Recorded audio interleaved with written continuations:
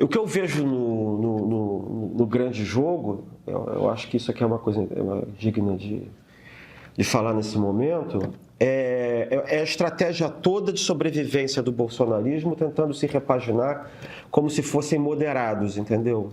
Houve em algum momento um balanço a que se chegou à conclusão de que a política do Bolsonaro a respeito da gestão dos aliados havia sido meio trumpista e meio absolutamente desastrosa, porque o Bolsonaro não sai só com a pecha de golpista, ele sai como um sujeito em quem você não pode confiar.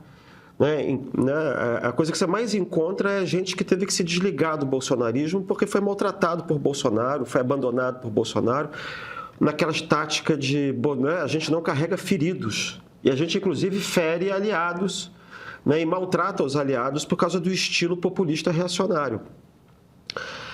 O diagnóstico a que se chegou, e é curioso como é que isso acontece também no momento em que o pai está muito mal de saúde, é fazer uma espécie de sucessão dentro do bolsonarismo, repaginando o bolsonarismo, tentando um esforço de Flávio se apresentar como se fosse um candidato moderado, como se pudesse ser um candidato do todo centrão, porque as pessoas também não confiam no Flávio, porque de uma hora para outra ele vira outra coisa, uma outra coisa que ele nunca foi, porque ele sempre esteve apoiando, na verdade, o pai, o radicalismo do pai, e ele tenta se vender como se fosse uma direita normal, como se ele pudesse ser um ratinho, e tentar fazer um trabalho de unificação de toda a direita, e parte do esforço do Paraná tem a ver com isso, tentar roubar, atrair o próprio espaço da centro-direita. Eu acho que esse que é o jogo que está sendo feito. E aí você tem que esquecer o golpismo, você tem que esquecer o estilo disruptivo, o estilo beligerante do pai. É como se fosse uma segunda geração de bolsonarismo que é como se ele pudesse tornar possível aquilo que a gente sempre tratou como um oxímoro, que é o bolsonarismo moderado. Ou seja, que é um Bolsonaro que não é bolsonarista, digamos assim. Ou que leva o nome do pai e, na verdade, fosse um político como se fosse o Ratinho, como se fosse o Caiado, não é? É um pouco como, eu me lembro que o Lula, em 2026, quando veio a conversa de terceira via, da necessidade de uma candidatura de centro, o Lula falou, mas o centro sou eu. É como se o Flávio Bolsonaro estivesse dizendo agora, o centro-direita sou eu, a direita sou eu sou normal, entendeu? Então ele fica lançando, inclusive as coisas, ele fica fazendo um jogo, ele sabe de alguma maneira que ele já tem os votos da extrema-direita. E que você não tem nesse momento nenhum espaço para fazer abertamente a propaganda do golpe, ou a propaganda antissistema, que você não tem o clima de 2018, e que o que você tem, na verdade, como ativo é tentar unificar a direita e explorar o desgaste natural do governo e da figura do Lula. Tentar colar na figura do Lula a figura de velho, a figura de uma política cansada, e ele se lançar como se fosse uma espécie de uma modernidade liberal num estilo Milley, num estilo alguma coisa do gênero dessa nova direita que está aparecendo no resto, mas sempre procurando não carregar na agenda, digamos assim, na agenda fascistoide, na agenda reacionária. Deixa eu te fazer uma pergunta. Como é que você faz? Eu sei que você não trata todos os políticos à direita do Lula como bolsonaristas. Não.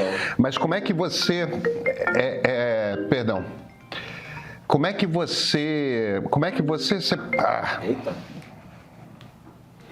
Deixa eu tirar o pessoal querendo tirar a dúvida. Deixa eu te fazer uma pergunta. Como é que... Vamos pegar esses nomes todos, pré-candidatos relevantes à presidência. Romeu Zema, Ratinho Júnior, Ronaldo Caiado, Eduardo Leite. Nessa coisa direita normal bolsonarismo, como é que você trata cada um deles? Como é que você enxerga cada um dos três? Então, isso é fácil. Eduardo Leite é centro. Ele é liberal-democrata e acaba representando um centro. É claro que, a partir do momento em que você tem representantes do centro no governo, você tem que se posicionar a respeito de um governo que é de esquerda. Esquerda aqui eu estou falando de esquerda em geral. Esquerda em geral, você tem que se colocar um pouco mais para a direita. Então ele tenta se vender um pouco como um cara de centro-direita.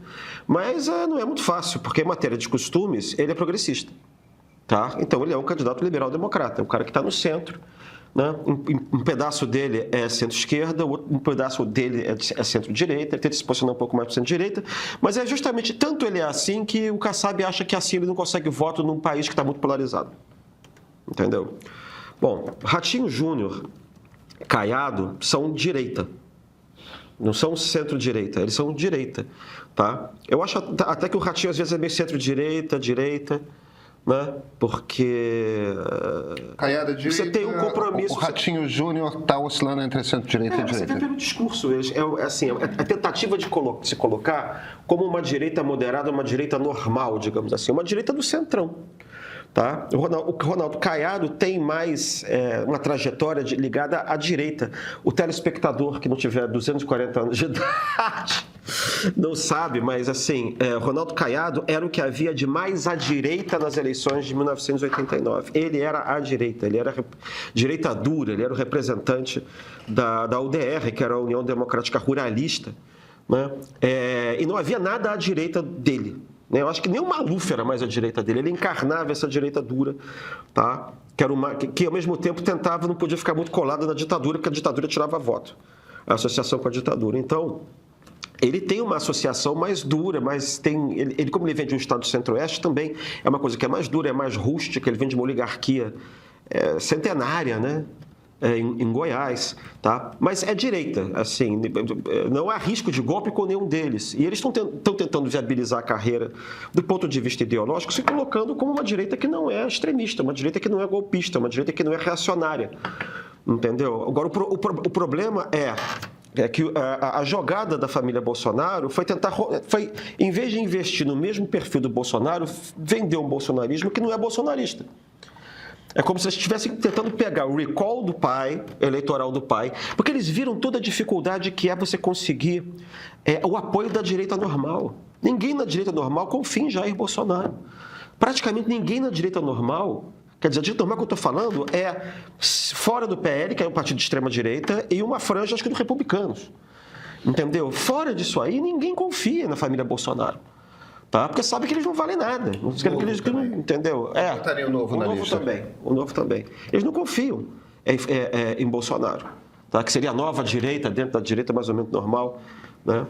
Eles não confiam na família Bolsonaro, porque eles veem o estrago que os Bolsonaro deixaram no meio do caminho, a disfuncionalidade do governo Bolsonaro, a falta de confiabilidade em Bolsonaro.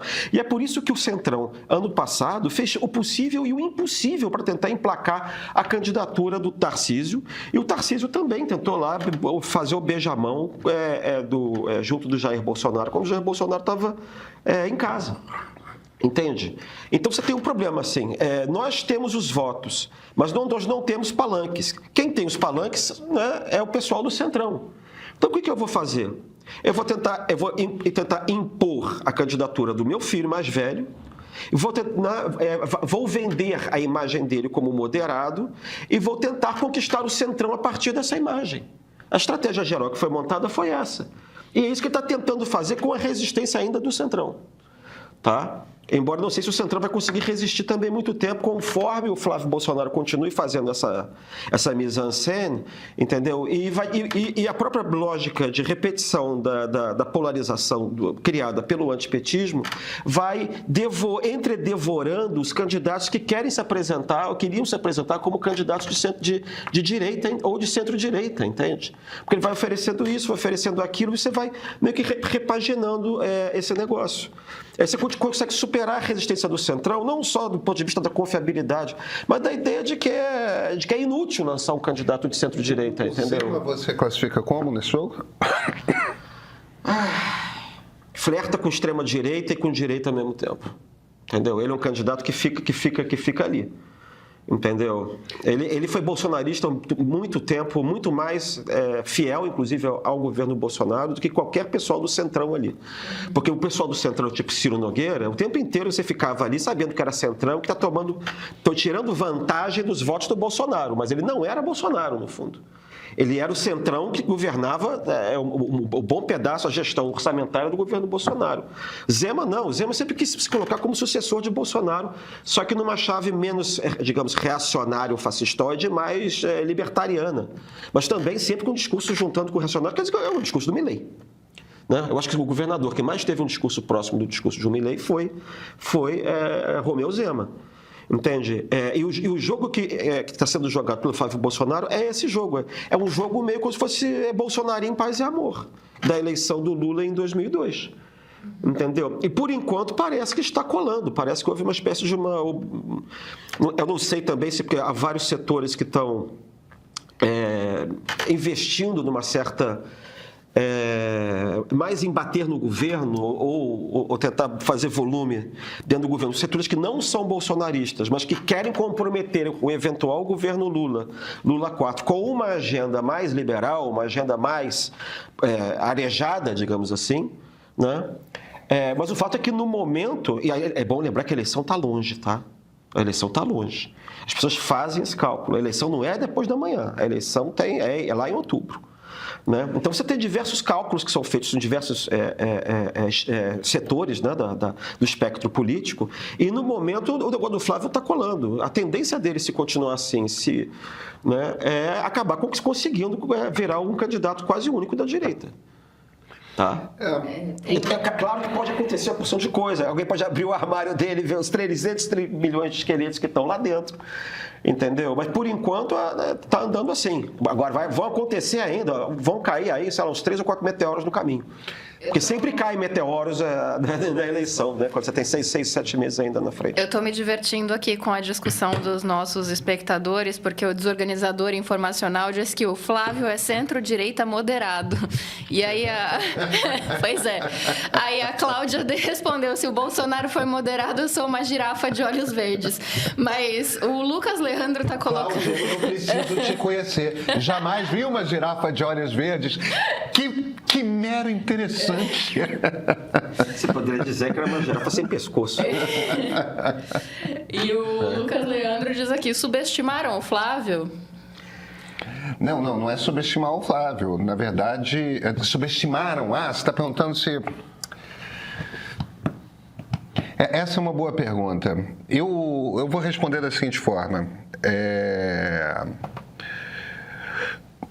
O João Santana, o marqueteiro baiano, que teve ali no meio da Lava Jato, né? Alguns dos caras de marketing da campanha do Lula tiveram no meio do Lava Jato, porque uma das ferramentas de lavagem de dinheiro que você precisa encontrar uma maneira de fazer com que o dinheiro que entra ilegalmente na campanha, né, que é aquela grana que os empresários dão, grana que foi desviada da Petrobras, tudo mais, seja lavada. Uma das maneiras de fazer isso foi usando empresas de publicidade. Então, o João Santana acabou sendo, a empresa do João Santana acabou sendo uma das empresas que fez, que participou dessa lavagem de dinheiro, e ele foi envolvido, por isso ele ficou muito famoso. E muito conhecido para além do trabalho dele, mas é um cara que é um excepcional marqueteiro político. E ele tem construído uma presença no Instagram, eu acho que super vale, para quem gosta de política. O perfil do João Santana é um perfil que vale muito ser seguido, porque ele fala de política não pelo ponto de vista que nós costumamos falar, eu como analista, como jornalista, você como cientista político. Ele fala por um ângulo de olhar para a eleição como um produto de marketing, como que você organiza um discurso para que esse discurso se encaixe com uma aspiração dos eleitores para converter em votos, né? Que é a lógica de como é que eu ganho uma eleição, que é uma das muitas maneiras de você olhar uma eleição, e eu acho que tem uma utilidade. Para mim, como analista, por exemplo, eu aprendo imensamente, porque ele é um cara que não está nem um pouco preocupado com ideologia, não está nem um pouco preocupado com o que é o ideal do país, ele está preocupado com outra coisa, com entender quais são os anseios do eleitorado. E como é que são os verdadeiros anseios do eleitorado? Por que isso não é uma coisa trivial e exige uma certa técnica, uma certa sensibilidade e uma certa experiência que não necessariamente cientistas políticos e jornalistas têm? Porque Porque pesquisas de opinião são muito imprecisas. Às vezes as pesquisas de opinião nos dão a impressão de que elas estão nos revelando tudo o que os eleitores de fato pensam. Mas, na verdade, o que as pesquisas de opinião estão dizendo é como que os eleitores respondem aquelas perguntas muito específicas formuladas daquele jeito. Às vezes, a mesma pergunta formulada de uma maneira um pouco diferente vai levar a percentuais distintos. Então, nesse cruzamento de muitas pesquisas de opinião, com em paralelo aquilo que a gente chama de grupos de foco, que são as pesquisas qualitativas e não as quantitativas, que são as pesquisas de opinião, os publicitários eles têm uma experiência de compreender o que são esses anseios populares. E o que o João Santana diz é o seguinte: olha, tem um corredor enorme aí no meio, entre Flávio e Lula, para um candidato que faça o seguinte tipo de discurso: precisamos acabar com a briga. A gente precisa parar de brigar. A esses dois não interessa parar de brigar.